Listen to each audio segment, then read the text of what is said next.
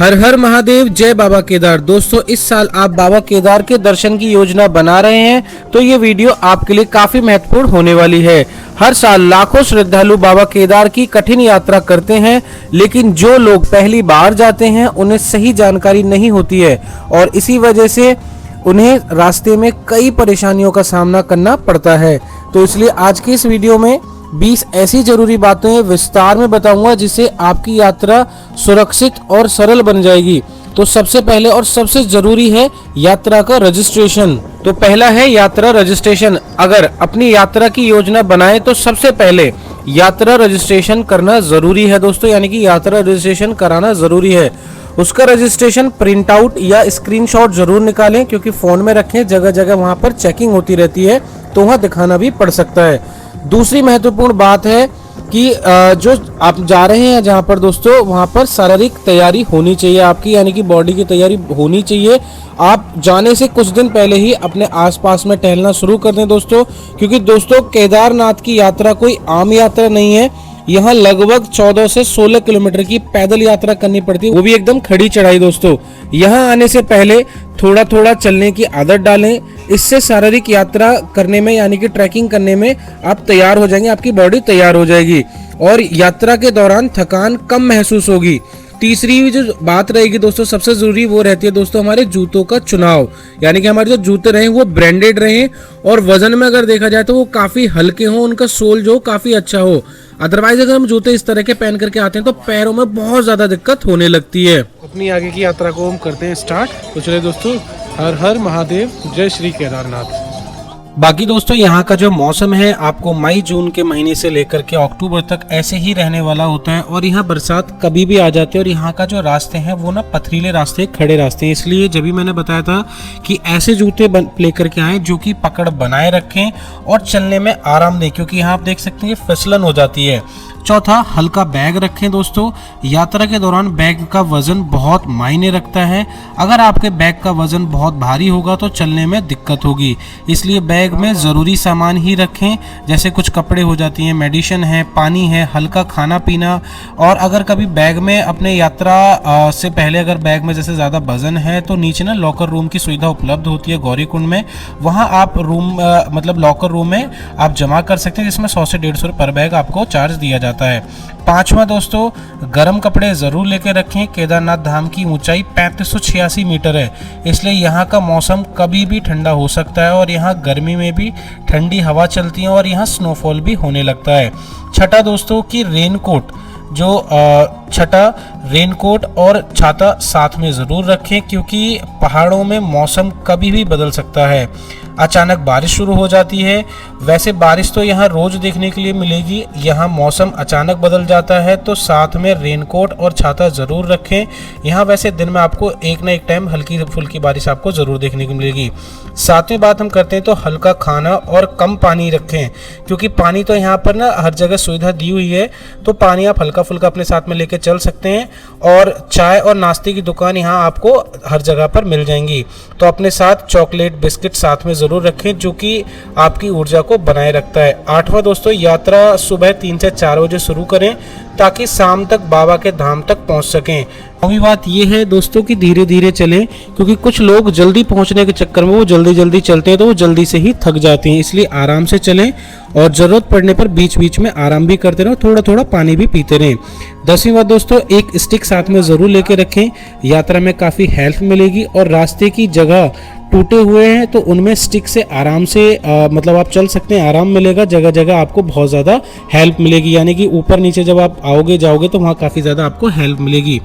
11वीं जरूरी बात थी, कुछ दवाइयाँ साथ में रखें। अगर कोई आपको बीमारी है या कुछ दवाई आप पहले से खा रहे हैं तो वो साथ में ही रखें। और हल्की फुल्की दवाई आप रख सकते हैं, जैसे कि दर्द है, विक्स की गोली वगैरह हैं या विक्स है लगाने की दर्द की दोस्तों, तो वो आप अपने साथ में रखें और बैंडेज भी अपने साथ में रखें। 12वीं बात है कि आप जो फ़ोन का पावर बैंक होता है वो अपने साथ में रखें, क्योंकि पहाड़ों में क्या होता है कि लाइट की सुविधा बहुत कम उपलब्ध होती है, तो चार्जिंग वगैरह फ़ोन करने के लिए आप एक पावर बैंक अपने साथ में रखें। 13वीं बात यह है कि छोटी टॉर्च साथ में रखें, क्योंकि यहाँ यात्रा में कभी कभी देर हो जाए आपको तो आप आराम से यात्रा कर सकें, क्योंकि यहाँ पे लाइट की कम सुविधा होती है दोस्तों रास्ते में।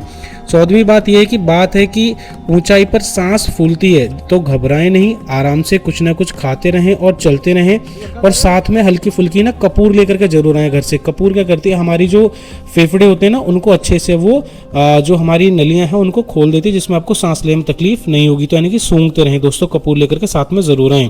15वीं बात है कि स्वच्छता का ख्याल रखें और कचरा इधर उधर ना फैलाएं। 16वीं बात का ये ध्यान रखना है आपको दोस्तों कि हमेशा सुरक्षित जगह पर ही रुकना है आपको, हमेशा देख करके रुकें कि पहाड़ी स्थान ना हो जहां कैंप वगैरह लगे हुए हैं, होटल वगैरह, वहीं रुकें दोस्तों अगर थोड़ी बहुत देर आपको बैठना भी है तो। 17वीं बात है कि किसी भी अनजान व्यक्ति की बातों में ना आए, क्योंकि यहाँ बहुत सारी जो पब्लिक होती है वो एक दूसरे से मतलब कि हेल्प के चक्कर में ना आपसे बहुत ज़्यादा पैसे वगैरह ले लेते हैं, तो उस चीज़ का आपको ध्यान रखें। किसी भी तरह का यहाँ पेमेंट किसी को भी ना करें, ये चीज़ आपको हमेशा ध्यान रखनी है।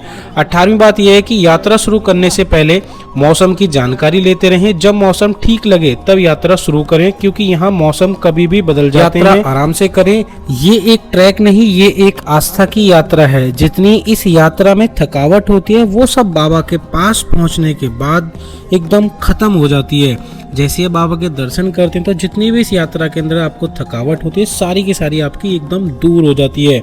दर्शन करने के लिए यहाँ पर जैसे आप आते हैं तो जो आपने टोकन बनवाया था, यानी कि जो आपने यात्रा रजिस्ट्रेशन कराया था, वो लेकर के आने के बाद यहाँ पर अगर हम नेक्स्ट स्टेप की हम बात करते हैं तो 19वां, तो वो यहाँ हमें ना वो यहाँ पे एक टोकन बनवाना पड़ता है, जो कि अपनी यात्रा पर्ची को दिखाना होता है, और एक अपनी वोटर आईडी वगैरह अपने साथ में लेकर के आए, जो हम यहाँ दिखाएंगे तो हमें एक टोकन मिल जाता है, यात्रा दर्शन का टोकन।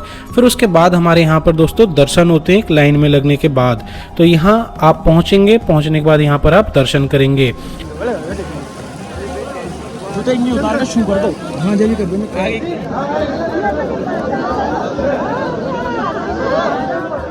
और यहाँ से मतलब मंदिर से 1 किलोमीटर पहले तक ही दोस्तों यहाँ खच्चर वगैरह आते हैं, यहाँ से ऊपर खच्चर नहीं जाते हैं, सिर्फ पालकी वगैरह ऊपर तक जाती हैं।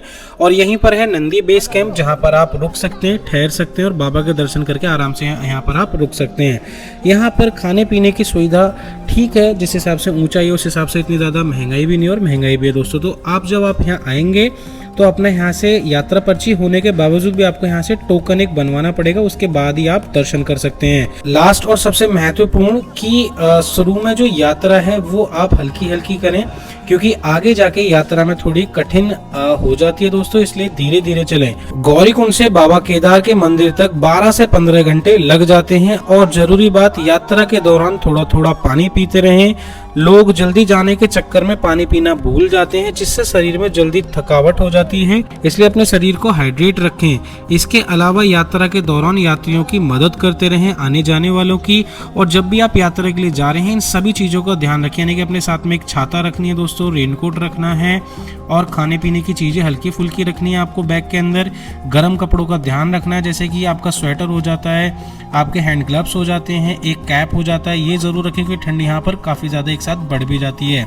और अगर आप आते हैं मई जून के महीने में तो यहाँ आपको अच्छा खासा स्नोफॉल भी देखने के लिए मिल जाता है, कि बरसात भी देखने के लिए मिल जाएगी, धूप भी देखने के लिए मिल जाएगी, कड़कती हुई वो भी दोस्तों, और ठंडी भी काफ़ी अच्छी आपको यहाँ पे देखने के लिए मिलेगी। तो अपने साथ में ही सारा सामान लेकर के आएँ, और जब यात्रा ट्रैक को स्टार्ट करें तो साथ में एक अपनी स्टिक ज़रूर ले लें, यानी कि गौरीकुंड से जब आप यात्रा स्टार्ट करोगे पैदल तो वहाँ से एक स्टिक ज़रूर ले लें, ताकि आपकी यात्रा में वो काफ़ी मददगार होगी।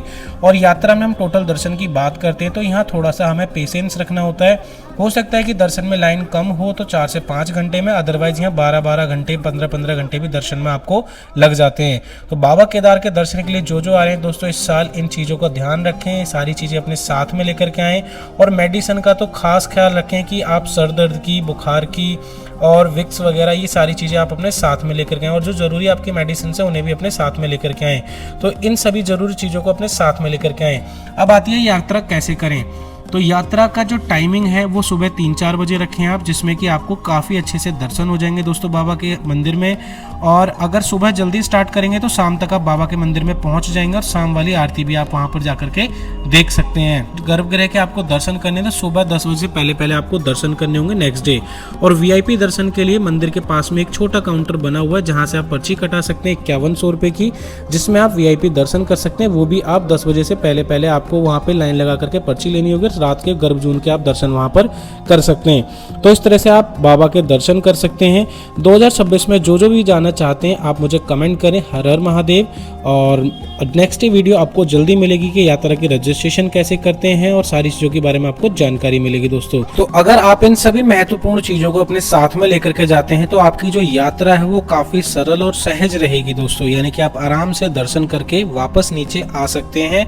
अगर आप दर्शन की बात करें कि कितने दिन आने जाने में लग जाता है, तो मान के चलो कि हम दिल्ली रहते हैं तो दिल्ली से आना जाना सब कुछ दर्शन करने में कम से कम 3 से 4 दिन लग जाएंगे दोस्तों, क्योंकि पहुंचने में 1 दिन चाहिए, आने में 1 दिन चाहिए और 1 दिन चढ़ाई में करने में चाहिए। 3 दिन तो ये हो जाता है, 1 दिन आराम करने में चाहिए। तो टोटल 4 दिन में आपकी पूरी जो यात्रा है ये होने वाली है दोस्तों। तो ये था आज की इस वीडियो। अगर आपको हमारी वीडियो अच्छी लगी हो तो वीडियो को लाइक जरूर करें, और अगर हमारे चैनल पर फर्स्ट टाइम विजिट करें तो चैनल को जरूर सब्सक्राइब करें और कमेंट में हर हर महादेव जरूर लिखें। और जो इस साल इस वीडियो को देख रहे हैं दोस्तों वो जरूर कमेंट करें। तो दोस्तों मिलते फिर एक नेक्स्ट वीडियो में, तब तक के लिए धन्यवाद। हर हर महादेव।